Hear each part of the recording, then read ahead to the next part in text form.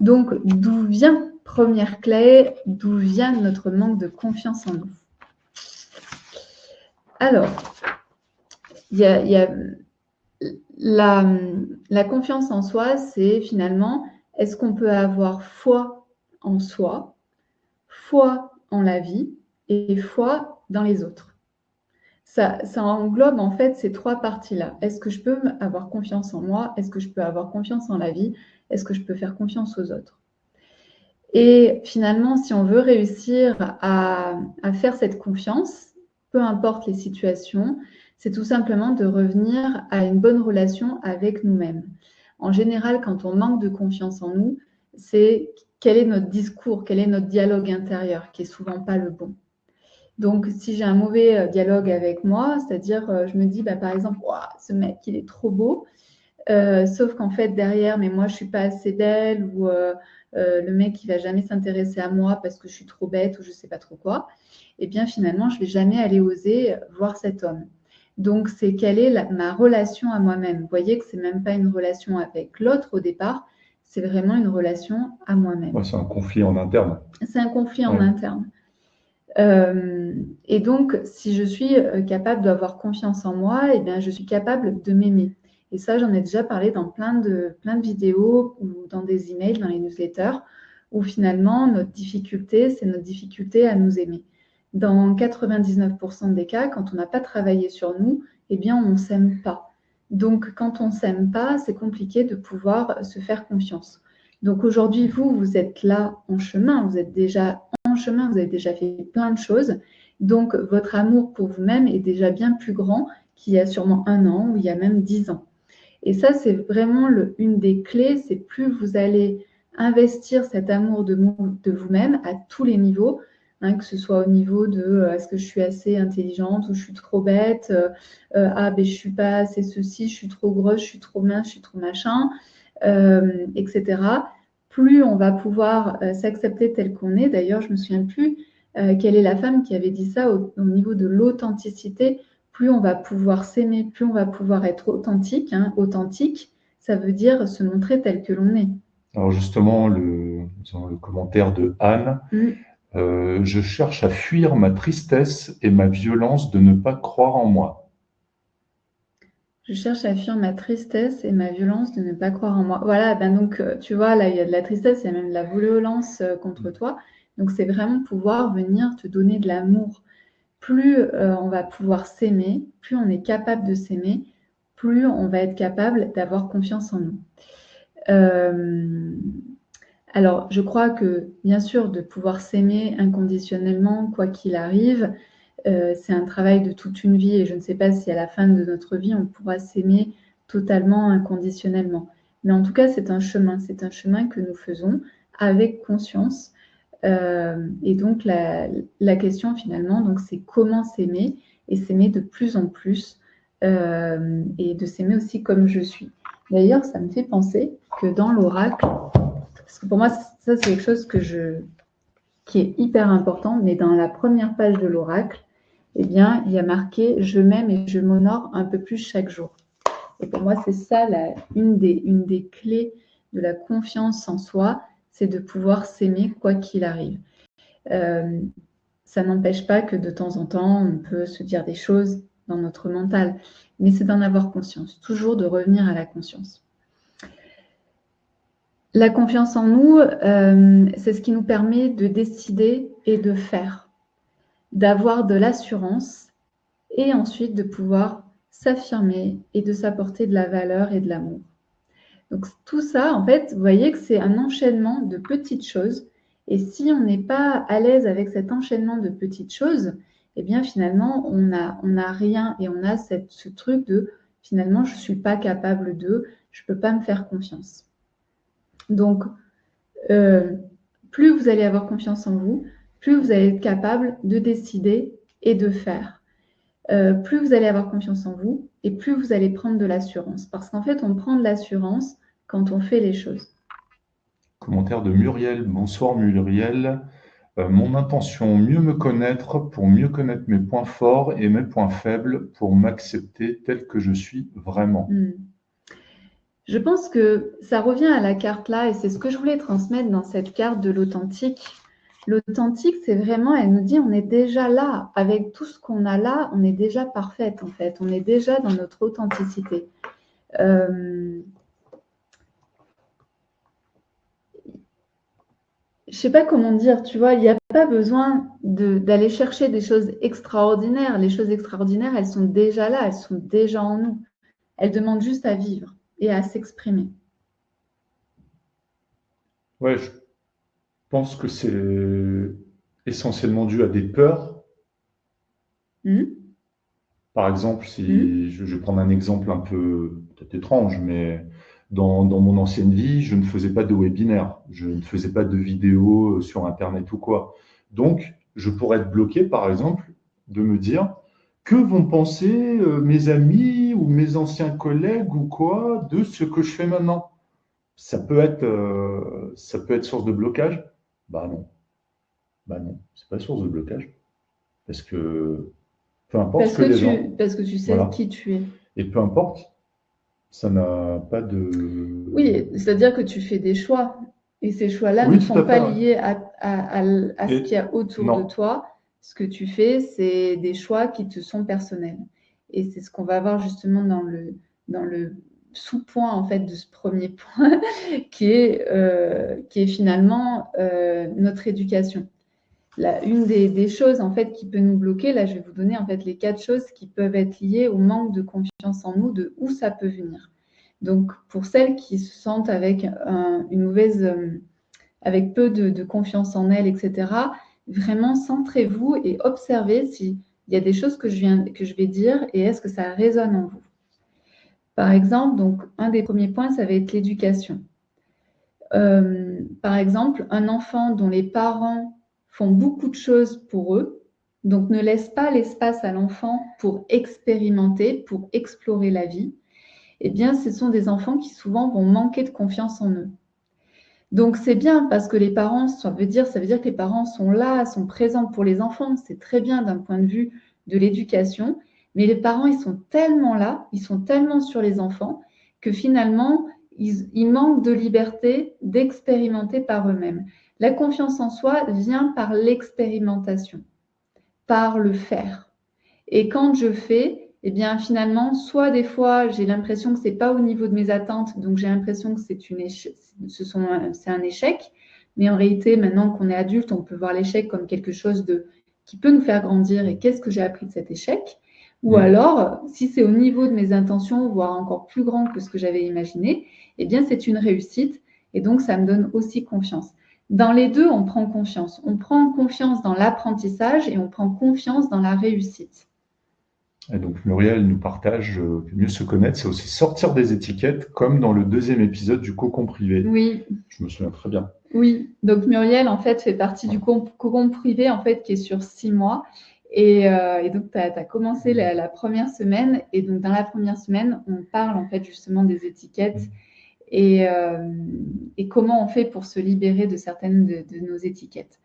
Donc, ici, est-ce que chez certaines personnes, ça parle quand je dis que nos parents, ils ont été tellement présents que finalement, ils faisaient tout plein de choses à notre place. Et donc, nous, en tant qu'enfants, on n'a pas pu expérimenter, on n'a pas pu prendre confiance en nous dans les moindres petites choses que finalement les enfants peuvent faire tout seuls parce que finalement, nos parents sont venus faire à notre place. Alors bien sûr, hein, nos parents, ils ont pu faire ça parce que ça allait plus vite, parce que c'était mieux fait, parce qu'ils avaient même peur pour nous, donc ils se disaient je vais faire pour eux et moi ça va bien se passer. Est-ce que certaines d'entre vous, ça vous parle? Donc ça, c'est un des points qui fait qu'aujourd'hui, vous pouvez peut-être manquer de confiance en vous. Le deuxième point par rapport à l'éducation, c'est de mettre en avant plutôt nos erreurs sans montrer comment on peut s'améliorer, au lieu de nous montrer nos capacités. Alors Christelle nous partage, nous étions au contraire beaucoup trop livrés à nous-mêmes. Alors tu vas être ailleurs en fait au niveau de la confiance en soi. Pourquoi tu manques de confiance en toi? Et Nathalie a dit oui beaucoup car j'ai pu l'expérimenter.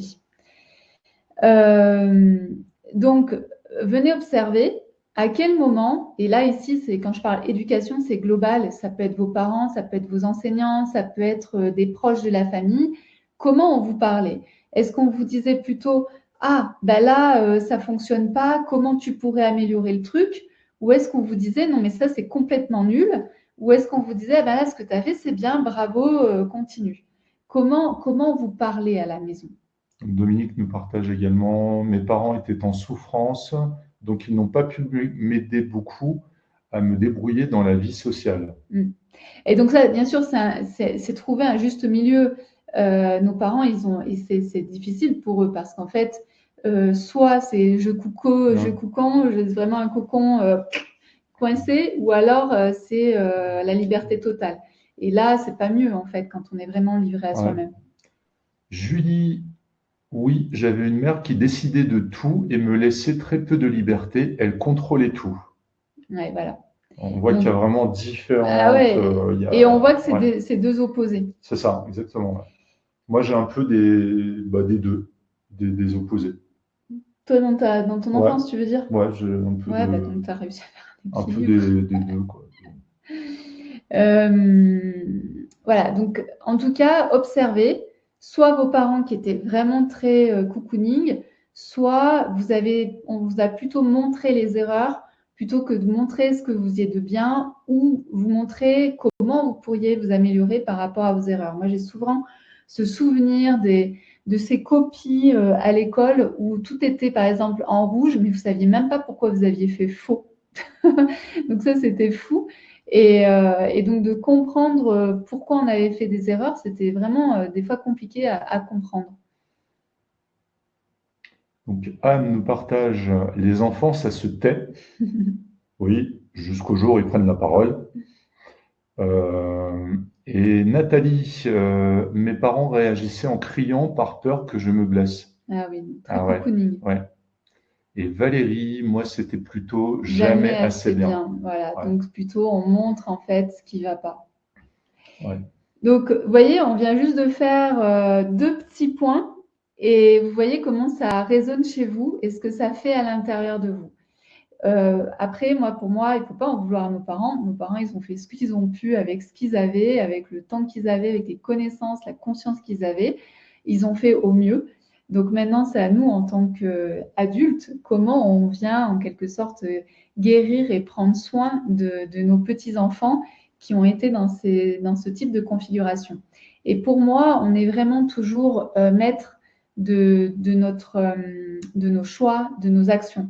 Pour moi, à chaque fois, c'est qu'une question de décision, de choix, de se dire, j'arrête d'être la victime, hein, parce que quand on se dit, ah, mais moi, je n'ai pas confiance en moi, etc., c'est aussi, je reste dans ma victime, parce que derrière, j'ai des effets secondaires, j'ai des effets, des effets secondaires, des effets bénéfiques, en fait, des effets qui sont vraiment, euh, qui sont cachés. Donc, on peut dire, ah, la confiance en moi, ça m'empêche de faire ça, ça, ça. Mais en réalité, ça nous sert aussi sur certaines choses. Donc, pour moi, c'est vraiment important aussi que ce soir, vous preniez conscience que quand je dis j'ai pas confiance en moi, c'est je me mets aussi dans la case victime et ça me permet de faire des choses que je ne pourrais pas faire si je décide en fait d'avoir confiance en moi. Rosaria, mère contrôlante, dévalorisante, jamais assez bien.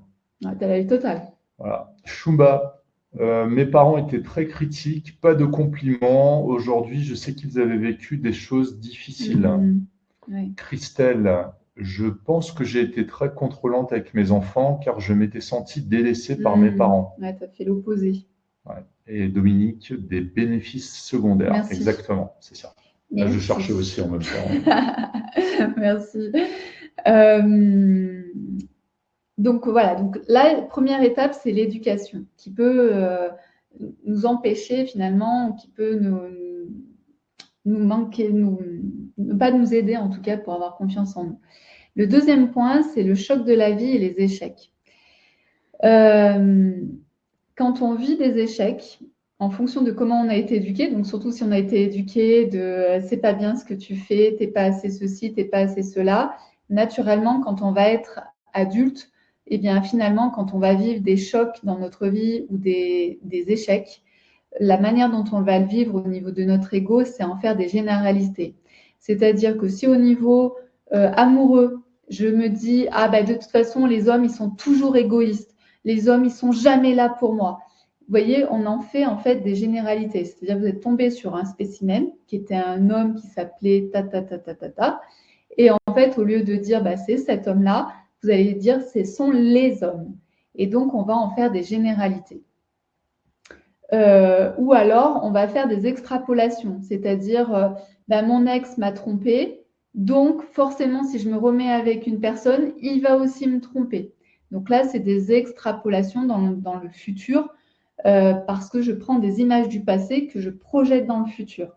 Alors que c'est pareil, votre ex, c'est votre ex, et la nouvelle personne, c'est la nouvelle personne. Donc tout ça, en fait, va faire que on va se dire, bah, finalement, ça sert à rien d'essayer. Parce que de toute façon, les hommes sont toujours comme ça, ou ils sont jamais comme ceci, ou de toute façon, ce que j'ai vécu, ça va se répéter. Donc, à quoi bon? Et donc ici, on va perdre en fait notre confiance en nous, on va perdre notre confiance en l'autre, confiance en la vie. Et au lieu de faire des choses, au lieu de tenter, de tester, eh bien, je me dis, bah non, c'est pas possible, et donc je ne fais rien et je reste là où je suis, je me transforme en victime, mais j'ai des bénéfices secondaires puisque au moins je me préserve et je me sens en sécurité dans cette position-là. Donc, je vais peut-être me plaindre parce que je suis célibataire et que j'arrive pas à trouver un homme, nanana, mais le bénéfice secondaire, ça va être par exemple, je me sens en sécurité et je prends pas trop de risques. Simone, Oui, bonsoir Simone. coucou. Bonsoir, mes parents n'ont pas appris à faire des compliments, mais leur regard brillant montrait leur satisfaction. Ça, c'est bien. Ça, c'est à Ouais. garder. Effectivement, il y a. On dirait un peu une approche à l'ancienne, quoi. Oui, voilà, Où en c'est ce que fait, j'allais dire. il faut aller chercher Les indices. les indices pour percevoir qu'en fait, c'est un compliment. C'est présenté différemment, mais c'est un compliment. C'est ça. Et puis aussi, il y a des familles où les choses ne se disent pas, Mm. mais se comprennent.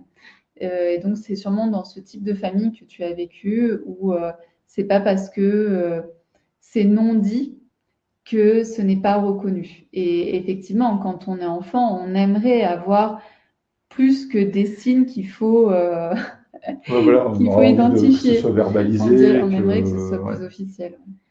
Mm. Donc voilà. Donc, et par exemple, si je raconte mon histoire par rapport à c'est toujours comme ça et ce sera jamais et jamais ceci, etc. Par rapport, par exemple, à mon ex avec qui je suis restée pendant 17 ans, tout de suite, je me suis dit, c'est l'histoire que j'ai vécue avec lui, c'est lui, sa personnalité, et ça ne remet pas en cause, en fait, qui je suis ou ce que j'ai envie de vivre dans mon couple. Donc, je ne me suis pas focalisée sur des toujours où j'ai pas fait d'extrapolation en me disant ce qui s'est passé là dans mon couple va se repasser demain. Et c'est vrai que ça, c'est vraiment important, en fait, de vraiment sentir ça, de vous dire qu'en fait, cette personne-là, c'est un spécimen, c'est un genre unique, et de toute façon, nous sommes tous uniques. Et donc, je peux recréer quelque chose de différent, je peux rencontrer quelqu'un de différent. Et quand j'ai rencontré tout de suite, je savais que je rencontrais quelqu'un de totalement différent et que ça ne serait jamais pareil qu'avec mon ex. Et ça, c'est vraiment important de pouvoir se dire à chaque fois que je fais une expérience, c'est une expérience unique. À chaque fois que je rencontre une personne, c'est une personne unique. Et que ensuite, ce qui va se passer derrière avec une autre personne, ce sera différent. Je suis sûre que vous avez par exemple 2, 3 ou 4 très bonnes amies et vous avez des relations totalement différentes avec elles. Et pourtant, ça se passe bien. C'est juste que vous vivez des choses différentes avec elles parce que ce sont des femmes uniques ou des hommes uniques. Donc, plus vous allez vous rendre compte que la personne, la situation, la relation est unique, et plus ça va vous permettre d'oser aller faire de nouvelles choses. En tout cas, de ne pas vous dire que cette expérience-là, et d'ailleurs on le voit dans le cocon privé où j'explique pourquoi une expérience est neutre. Ça, c'est important, mais c'est mieux expliqué. Je ne vais pas l'expliquer là, mais je l'ai expliqué dans le cocon privé. Une expérience est neutre. Quoi qu'il arrive, une expérience est neutre. C'est ensuite comment nous, dans notre cerveau, dans notre imaginaire, dans notre cœur, on va mettre une étiquette. Cette expérience, elle est bien. Cette expérience, elle n'est pas bien. Pour moi, il faut juste prendre comme c'est une expérience. Et c'est une expérience qui me fait évoluer.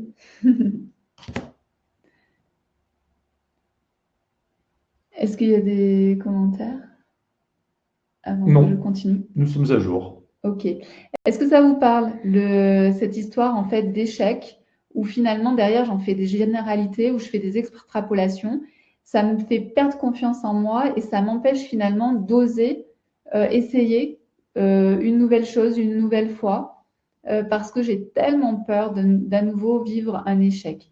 Un échec au niveau émotionnel, c'est très difficile. Si vous vivez un échec, en tout cas ce que vous considérez comme un échec, au niveau émotionnel, c'est très difficile. Donc, c'est de la souffrance, ça peut être de la colère, de la tristesse.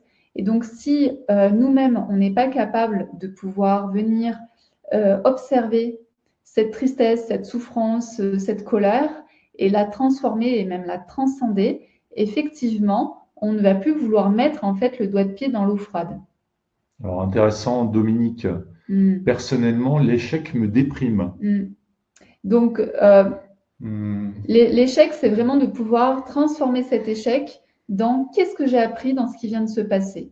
Et à partir du moment où tu reçois juste, mais juste un enseignement, tu sais que ce n'est plus un échec et donc il n'y a plus de déprime. Et au contraire, ça te permet en fait de passer à l'étape suivante. C'est pouvoir analyser, c'est pouvoir observer ce qui s'est passé. Donc, soit vous avez la capacité de le faire vous toute seule, soit vous le faites avec, par exemple, un thérapeute qui va vous aider à prendre conscience de la valeur de votre échec, ou en tout cas de ce que vous percevez comme un échec. Vous avez une question de Christelle. Oui, j'ai vraiment tendance à ça, mais je ne comprends pas trop la différence entre généralisation et extrapolation. En fait, c'est-à-dire que quand tu vas parler des hommes, tu vas dire, mais les hommes, de toute façon, ils sont tous infidèles, ou ils sont toujours infidèles. Et après, l'extrapolation, c'est tu vas prendre ton histoire à toi et tu vas juste la mettre dans le futur. Par exemple, mon ex qui m'impose le polyamour dans mon couple, eh bien ça fait partie de mon passé, ça fait partie de quelque chose que j'ai vécu, qui est choquant. Et donc, je pourrais dire, de toute façon, tous les hommes que je vais ensuite rencontrer vont me proposer du polyamour ou vont m'imposer le polyamour. Donc forcément, là, je ne fais plus rien. Je reste là où je suis et je préfère finir ma vie toute seule que de prendre ce risque encore d'être choquée, de vivre en fait de la colère, de l'incompréhension, etc. Est-ce que c'est plus clair? Oui, d'accord. Oui, Okay. c'est bon pour Christelle. Et Muriel, oui, pour moi, c'est exactement ça. La peur de connaître à nouveau l'échec me fait opter pour l'immobilisme. Voilà. Donc ici, c'est de vraiment pouvoir transformer ce qui s'est passé dans le passé ou ta vision globale des choses en finalement, qu'est-ce qui est positif? Qu'est-ce que j'ai appris? Et vraiment, quand vous vous mettez dans cette posture de la sagesse, du sage, qui prend de la hauteur et qui observe, et bien là, vous allez voir que ça va être beaucoup plus simple. Alors, très intéressant du côté de Julie. J'ai rencontré 2 partenaires de vie violents et je vois que le seul point commun entre ces 2 personnes, c'est moi. Je pense que si je ne fais pas un travail sur moi, je vais rencontrer un autre partenaire violent. On va en parler.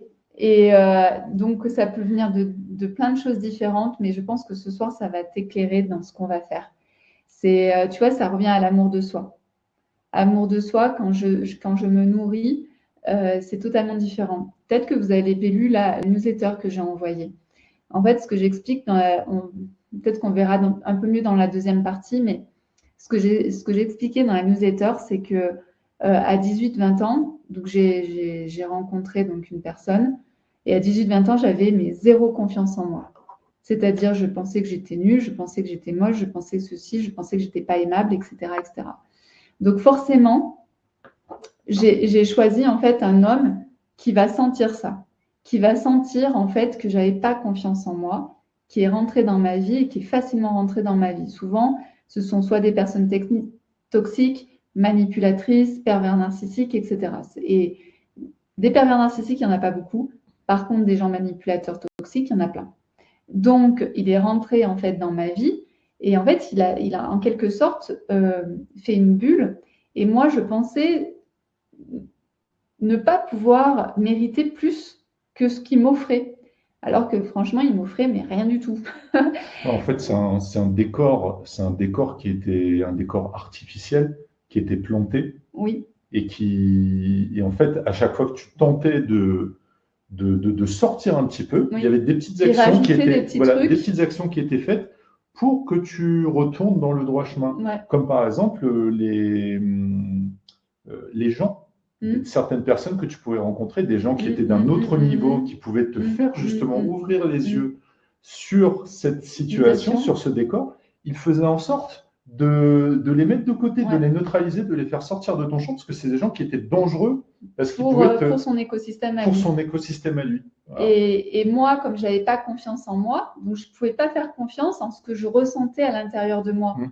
Donc, si lui me disait non, mais ça, c'est pas des bonnes personnes, ah oui, non, c'est pas des bonnes Ah oui. personnes. Et donc, hop, je m'extirpe de ce que j'aurais pu voir avec ces personnes-là et je reviens là où j'étais. Et donc, c'est ça aussi le manque de confiance en soi, mais ça, on va le voir plus dans la deuxième partie. C'est finalement qu'est-ce que c'est, quelles sont les conséquences en fait du manque de confiance en soi, parce que ça peut aller très très loin.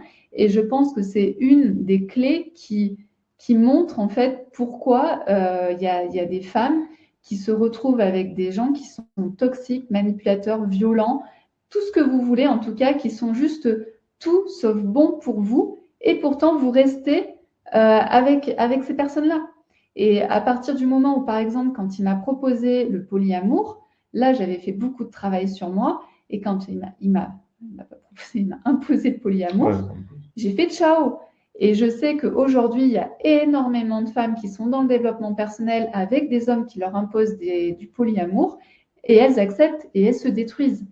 Elles sont détruites. Donc, c'est ça aussi qui est important, c'est que quand vous avez peu de confiance en vous et que vous tombez sur ces mauvaises personnes, votre confiance en vous, elle ne va pas augmenter, elle va faire que diminuer. Et c'est pour Mais ça qu'un travail sur soi est hyper important. oui, puis c'est pas l'intérêt de l'autre Oui, qu'on prenne en confiance en oui, soi. Donc oui. lui, au contraire, il va faire en sorte que qu'on descende Oui, bien sûr. le plus bas Ben, possible. plus moins on a Ah confiance oui. en nous et plus en fait il a d'impact sur nous. Simone, en cas d'échec même violent, il est bon de se dire qu'est-ce que j'ai appris, savoir ce que je n'accepterai plus et oser dire Exactement. non. Exactement. Et c'est là où ça permet de poser en fait les limites. Quand on pose les limites, on va plus facilement en fait s'affirmer et on va poser aussi le respect vis-à-vis de l'autre. On va y venir, mais en plus c'est des choses qu'on développe en fait dans le cocon privé. Ouais, sur les retours d'expérience, Ouais. etc., etc. Troisième point sur pourquoi on peut manquer de confiance en nous, c'est notre discours intérieur, c'est ce que je vous disais tout à l'heure. Si dans notre tête, on est toujours en train de se répéter qu'on est nul, qu'on est bête, qu'on est moche, qu'on n'est pas assez ceci, pas assez cela, au niveau de nos émotions, c'est ben, comme tu es nul, ben, reste là où tu es, et puis je suis déprimée, et puis je me sens pas bien, puis je me sens triste, etc. Et donc ici, on n'a pas l'élan de vie. Donc, si on n'a pas l'élan de vie, on n'a pas cet élan de mettre en action, de poser les choses en fait dans la réalité. Donc ça, c'est observer votre discours intérieur, c'est la base. C'est observer votre discours, observer vos émotions, observer vos actions, observer les résultats et ensuite transformer ce que vous avez dans votre tête. Donc, par exemple, si vous dites ah mais je suis moche, moi ce que je vous invite à faire, c'est à un moment donné dans votre tête vous dire quelle partie de mon corps j'aime. Vous avez forcément une partie de votre corps que vous aimez et là vous allez l'amplifier, cette partie-là de votre corps et vous allez dire ah j'ai tel truc qui est beau, ça me fait du bien et hop je retrouve en fait ma confiance en moi et donc je me sens prête à faire quelque chose. Donc ça, c'est des petites astuces, c'est des outils en fait, notamment qu'on vous donne dans le cocon privé. Ensuite, ce qui peut vous faire manquer de confiance en vous, c'est d'écouter nos peurs. Et donc, quand on écoute nos peurs, on ne passe pas à l'action. Et donc, on n'apprend pas à faire. Et donc, si on n'apprend pas à faire, on n'apprend pas non plus à faire ce que disait Simone, c'est-à-dire faire un retour d'expérience. Et donc, qu'est-ce que j'ai appris de ça? Donc peut-être que vous faites partie de ces personnes qui font plus confiance à leur peur que confiance en elles-mêmes.